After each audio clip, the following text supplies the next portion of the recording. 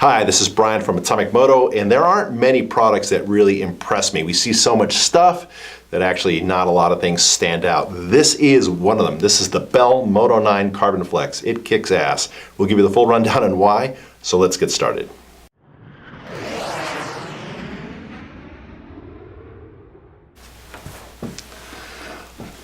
The Moto 9 Carbon Flex has a lot of really cool technology and features, but what I want to do is to try to make this video 51% more context, basically how that technology works and how it benefits you.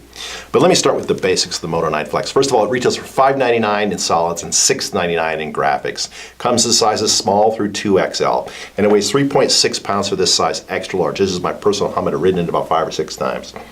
The most important factor about the Moto 9 Flex, though, is that it has a rotational impact management technology system built inside of it. And this is something that you see, it was pioneered by 16, you see it on some MIPS helmets. The Moto 9 Flex, though, has Bell's own version of a rotational management system. It's really cool. They call it progressive impact management or progressive layering technology. And what it means is that it is 3 separate internal components to the impact management liner. Those 3 components each manage high speed, medium speed, and low speed impacts. And what they are is this. They have a standard expanded polystyrene outer liner, styrofoam, just like every other helmet. But they have 2 other components to the inside of the liner. Sorry, I've got a microphone and a camera on this one. This red system, this red piece is expanded polyolefin, and then this black piece is expanded polypropylene. And what these pieces do is they can actually move separate from each other. They can actually slide and interact separately from each other, and that helps with the rotational aspect of things. The other thing is, because there's 3 separate components, they can vary how they address different kinds of impact. Remember I said earlier, high speed, medium speed, low speed. Each of these 3 components manage a different type of impact. The sequence is actually inverted a little bit. The red one manages low speed, the black one manages medium speed, and then the expanded polystyrene on the outside manages high speed impacts. That's one cool thing. Another cool thing about it is the cheek pads, the way they attach. This is pretty badass. They don't use snaps, they don't use Velcro, they actually snap into here. Let me get the helmet positioned so I can do this properly. Very simply with rare earth magnets. They're magnetic. They snap in place with a magnet. That's really cool. They are actually able to be removed and pulled downward in case you have a trauma victim that needs to have their helmet removed without disturbing a possible neck or spinal cord issue. And that's really neat.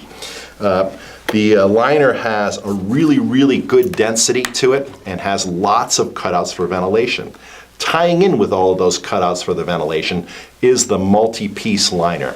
Now, because it is not one solid piece of styrofoam, we'll drop in a detail shot of what that looks like. Because it is multiple components, they actually have openings in them, and they can move to conform to your head, and they also have spaces in between them that help with ventilation. So that's another really neat thing. Some other smart details, just the way that the inner cheek pads close is the same way that the strap closes. This is magnetic, so it just goes, I'm sorry, I was doing it the wrong way.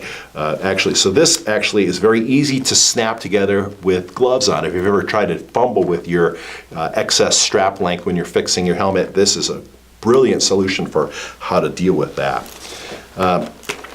The hardware has little flip-up levers so that you can remove them without tools. Right there, sorry about that. And you can just take these, flip them up, and then twist them loose to pull the visor off. Of course, all the liners are washable on the inside. Speaking to the ventilation, there are lots of venting cutouts around the exterior of the helmet. They're all passive vents, meaning you can't open and close them, but this thing has a ton of channeling on the exterior of the helmet, and then of course a ton of channeling on the inside. The eye port opening is pretty big. It does have this guard in the front here which sticks up a little bit. It made me need to remove and necessitate the removal of the small guard on my new Scott Prospect goggles. They fit in there very snugly. I'll drop these in here. Show you what I'm talking about. It's a nice easy fit. The eye port opening is quite good. By the way, this Scott Prospect is an oversized goggle and it fits in there really well. So that's the rundown on the construction of the helmet. Let's talk about how it performs out in the field. Before I talk about how this helmet works on the motorcycle, let me speak to what Bell has accomplished here. Now, in our industry, many equipment manufacturers make small derivative evolutionary changes to gear, and not anything really special or revolutionary or meaningful in some cases. Oftentimes it's just bold new graphics. That's not what Bell did here. They swung for the fences in making a very sophisticated energy management system for the inside of the helmet, and it is really cool and it works. The second thing about Bell that I want to compliment is the fact that they are a real team of people building great product. They have test rigs. They have computer simulations. They have a really skilled staff. They do all of that in their Santa Cruz facility to make a better product. They spend a lot of time and invest a lot of money in doing that. They don't just make a two-dimensional drawing and then outsource the R&D and the production to someone. Bell is actively involved in the design and evolution of this helmet and all of their products, and they should be complimented for that also.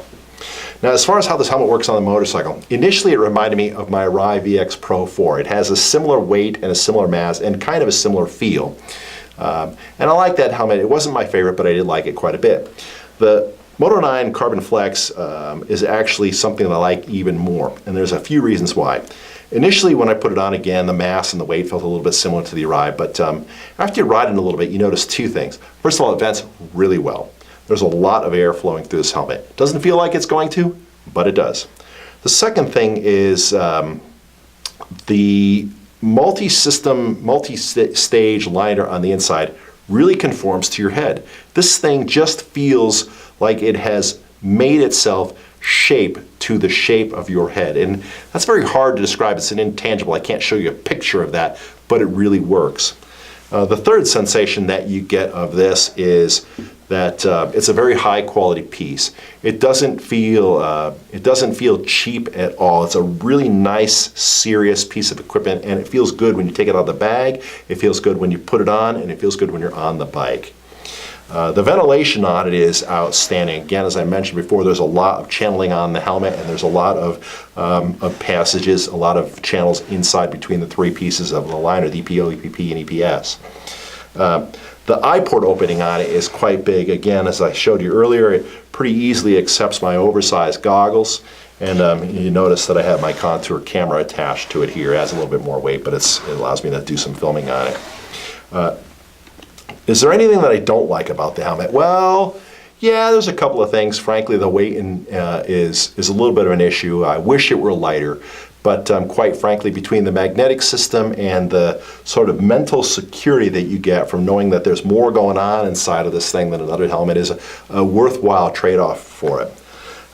That is, in my opinion, why this is my favorite helmet. This is the helmet that I'm going to use for all of 2017, and it has knocked my previous favorite, the Suomi MX Jump, off of the top of my list. I dug that helmet because it was super light and felt really good. I dig this helmet because it is awesome. It's got great graphics, great fit, great styling, great ventilation, and great technology to back it up. And I think that's a good point for me to wrap up this video with this review of the Bell Moto 9 Carbon Flex. We are Atomic-Moto, www.atomic-moto.com, home of the bombers. We are mission focused on finding great gear and matching it to you, your bike, and your type of riding. We think that this would be great for anybody who is an off-road rider and wants a serious piece of equipment. We hope this video has been helpful, and we hope to see you out on the bike.